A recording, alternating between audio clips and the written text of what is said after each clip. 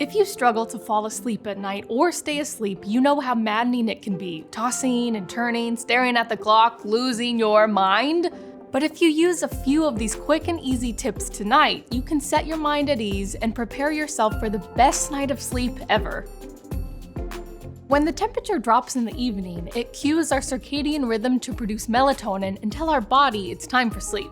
A room that's too hot can prevent that process. So while a warm and toasty room might seem like it will help you sleep, one of the first things you should do is turn the temperature down. To achieve the deepest sleep, we recommend keeping your bedroom between 65 and 67 degrees. This will keep your body at the right temperature and help you relax.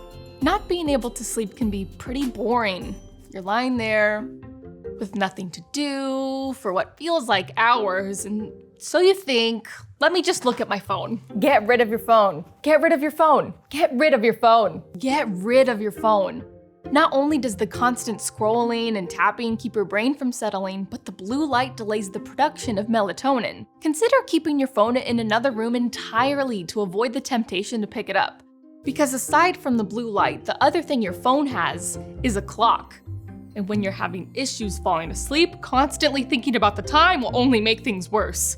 We recommend not only avoiding looking at a clock, but taking them out of your room. Take them off your wall, your nightstand, and remove any nearby watches. If you need an alarm clock to help you wake up, use one that doesn't have a screen, or keep it facing the wall and across the room. If you do tend to fall asleep quickly, but you find yourself waking up frequently in the middle of the night, unable to fall back asleep, you may want to consider embracing biphasic sleep.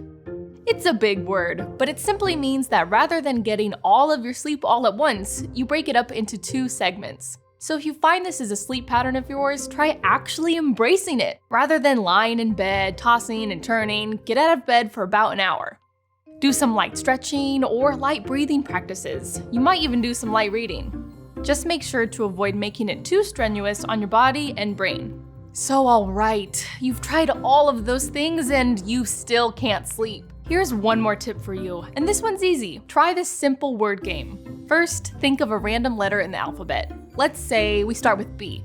Then try to think of as many words that start with that letter as you can. Baby, basket, bowling ball, banana.